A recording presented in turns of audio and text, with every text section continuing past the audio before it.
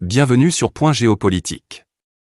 Le sujet d'aujourd'hui est très sensible sur le point géopolitique dans la région du Nord africain et le bassin méditerranéen.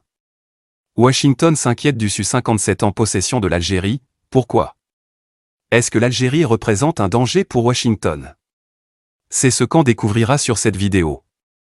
L'Algérie a acquis récemment des avions de chasse russes de 5e génération, les Su-57. Une décision qui a attiré l'attention de Washington, mais pourquoi cette acquisition inquiète-t-elle autant les États-Unis? Et quelles sont les raisons derrière leur réaction prudente? Pression diplomatique et inquiétude. Washington suit attentivement les achats d'armes russes avancées dans le monde, notamment au Maghreb. Pourquoi? Les Su-57 représentent une technologie de pointe russe, capable de rivaliser avec les avions occidentaux comme le F-35. Chaque vente renforce l'influence militaire de Moscou dans une région où les États-Unis cherchent à maintenir leur supériorité technologique et stratégique. Les États-Unis craignent que l'acquisition de ces avions par l'Algérie modifie l'équilibre régional, notamment vis-à-vis du Maroc ou d'autres alliés américains dans la région. Ce qui signifiait que le Maghreb est un carrefour stratégique pour le contrôle de la Méditerranée et des routes énergétiques. Une puissance aérienne accrue pour l'Algérie renforcerait Moscou indirectement dans le nord africain, puisque ces avions sont russes et peuvent créer une dépendance à la maintenance, aux pièces et aux logiciels russes. Sanctions menacées mais non appliquées.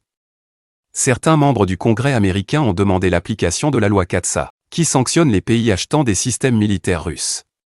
Pourquoi Washington n'a pas sanctionné l'Algérie? Diplomatie prudente, les sanctions auraient pu détériorer les relations bilatérales, affectant ainsi la coopération sur le renseignement, la lutte contre le terrorisme et l'énergie. Contexte géopolitique. L'Algérie est un acteur clé en Afrique du Nord et un partenaire pour stabiliser la région. Une sanction brutale aurait pu pousser l'Algérie à se rapprocher encore plus de Moscou.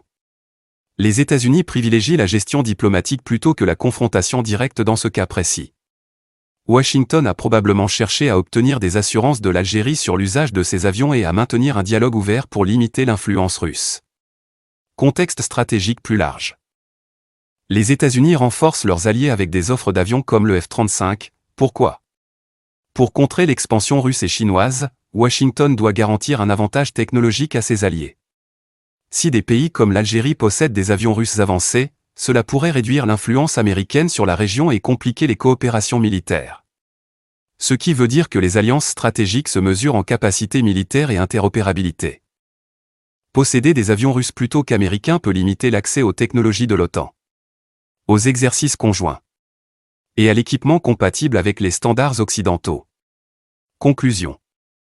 Washington reste préoccupé mais prudent, car l'Algérie est à la fois un partenaire stratégique et un acheteur russe. Les États-Unis suivent de près la situation, mais préfèrent le dialogue à la sanction pour ne pas perdre d'influence. Cette situation illustre la rivalité globale États-Unis-Russie, où chaque acquisition d'armes avancées est scrutée comme un indicateur de positionnement géopolitique. En achetant le Su-57, l'Algérie ne fait pas qu'acquérir un avion, mais plutôt elle joue dans la grande partie d'échecs stratégiques entre Washington et Moscou. Et chaque mouvement compte. Si vous êtes intéressé par ce genre de vidéos, cette chaîne est faite pour vous. Abonnez-vous et vous aurez toujours nos nouvelles vidéos.